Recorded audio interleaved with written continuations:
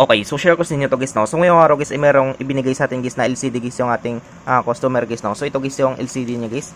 Yan. So yung tatak nito, Tech C-Jam, parang ganito. Yan. So parang maganda guys yung LCD nito guys, no. So ngayon guys, try natin ito guys, no. Ito kasi guys yung phone device niya guys ay dati nating i-chinik ito guys, no. Ito guys yung phone device nito guys. So ni-check natin guys yung motherboard nito guys. Gamit guys yung analog tester dati guys ay okay naman guys yung reading dito guys ng analog tester natin guys, no.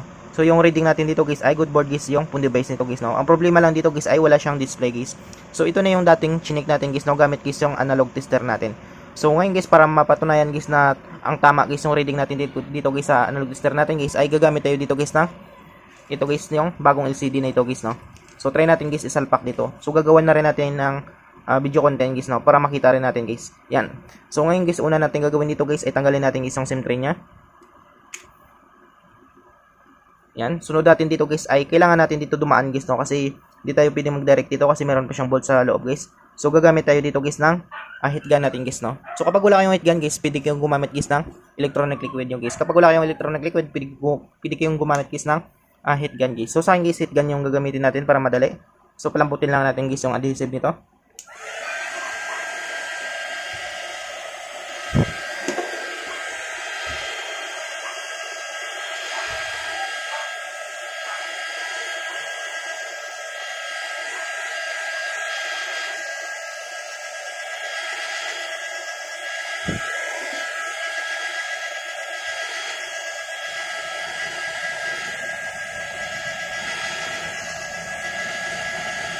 So yun siya guys, no? So natapos natin it gun guys. So hindi ko na siya ano to guys, no, kasi hindi ko naman siya dinikit na guys masyado guys.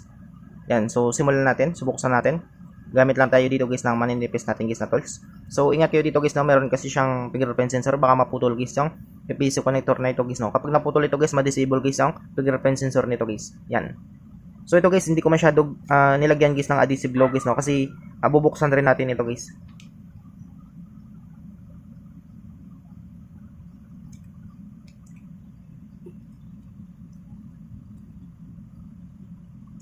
Yan. So nabuksan natin guys, no. So dandan lang natin. Yan. So ito guys yung loob niya guys, no. So dito guys wala na siyang lock guys, no. So dati pa yan. So sunod natin gagawin nito guys ay tatanggalin natin guys lahat guys ng mga bolts nito guys, no.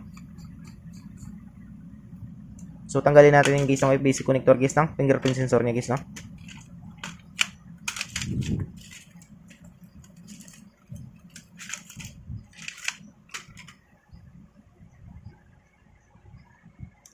Yan. So tabi natin yan.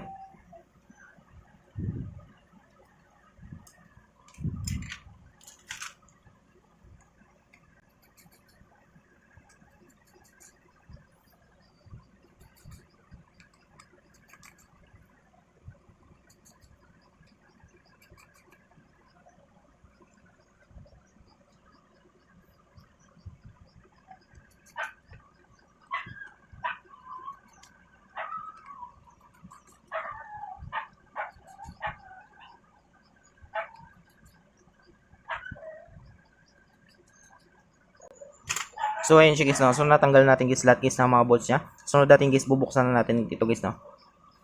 So dito guys, pwede kayo gumamit guys ng maninipis niyo guys na tools guys, no, para mabuksan niyo ito guys yung cover guys ng frame nito guys. Yan. So simulan natin.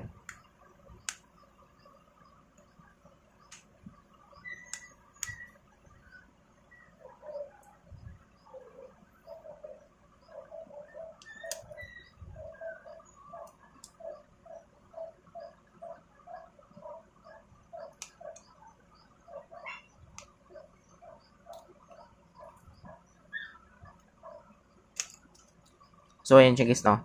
Yan. So ito guys yung loob guys ng Oppo A5s guys, no.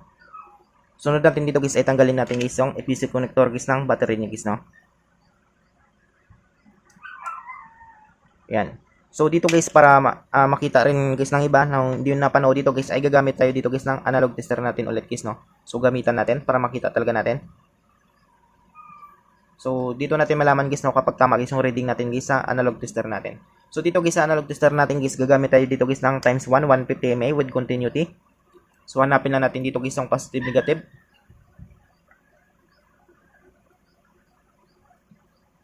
Yan. So, nandito guys yung positive guys sa kaliwa guys, no? So, dito tayo mag-bias guys sa positive, negative sa negative, dapat papalo siya. Yan. So, kung makita nyo guys na pumapalo siya.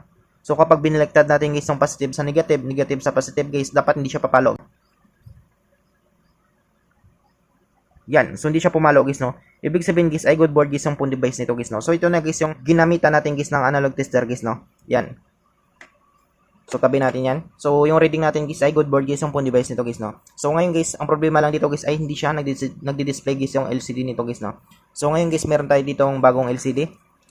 So, ito guys yung ititesting natin guys, no, kapag mag-display siya guys. Yan.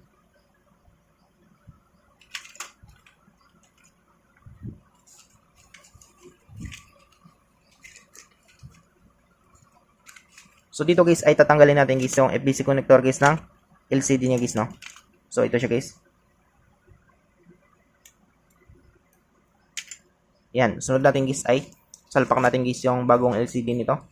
So, kapag mag-display ito guys, ibig sabihin guys ay tama guys yung reading natin guys sa analog tester natin guys, no.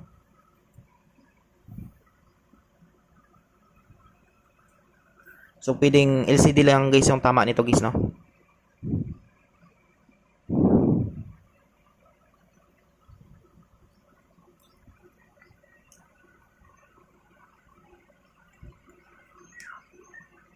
Yan. Tapos balik natin guys yung FPC connector guys ng battery niya guys, no. So, try natin kapag mag-display ito guys yung bagong LCD nito. Ginamitan na rin kasi natin ito guys ng mga special tools natin guys, no. Yan, so antayin na natin.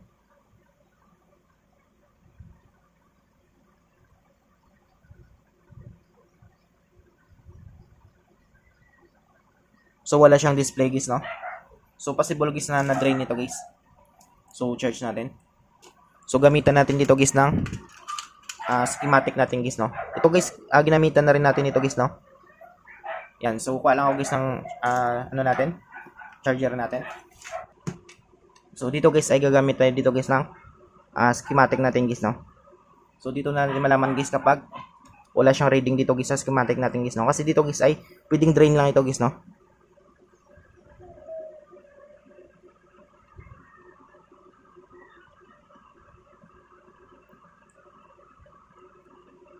Yan. So, malalaman natin dito guys yung reading nito. So, focus natin. Yan. So, meron siyang 0.1 ampere guys, no. So, antayin natin guys kapag lalabas guys yung charging logo nito guys, no. Sa old kasi guys na ano nito, LCD guys, ay wala talaga siyang display guys, no. So, hanggang ngayon guys ay wala siyang display guys sa bagong LCD niya guys. Yan. So, pwedeng ano ito guys, no, drain. So, antayin lang natin. Charge natin ng mga ilang ano guys, mga ilang minutes guys.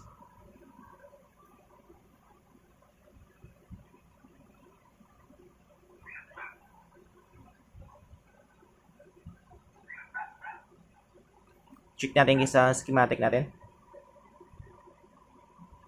Yan. So, bumalik siya sa 0.0.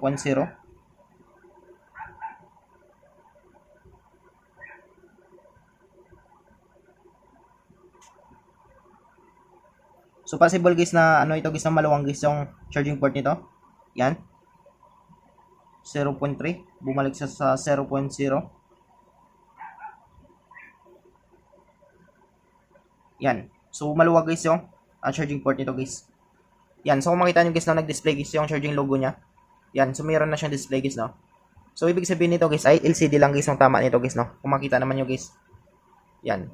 So, meron na siyang display guys, no. Sa old niya guys na ano guys, sa luma niyang LCD guys ay wala talaga siyang display guys, no. Yan. So, kapag ganito guys, possible guys na drain guys yung battery nito guys, no. Yan. So, antayin lang natin. So, ganun lang kadali guys, no, kung paano natin guys malaman guys na good board pag isang phone device natin guys. Yan. So, kapag wala kayong mga special tools katulad nito, schematic, or wala kayong LCD, pwede ko yung gumamit guys ng analog tester nyo guys, no. Kapag wala naman kayong analog tester guys, kapag meron kayong bagong LCD, pwede yung i-test guys yung phone device nyo guys, no. Yan. So, check natin kapag meron na siyang display. Yan. So, drain pa rin siya guys, no, kung makita nyo guys. So, ang malaga dito guys, nagkaroon siya guys ng display guys sa bagong LCD niya guys. So, possible guys na LCD guys yung tama nito guys, no. Kasi dito guys sa bagong LCD niya guys ay meron na siyang display guys, no. Yan, so maluwag guys yung charging port nito. Yan, so dapat mag-display yan siya guys, no? Yan.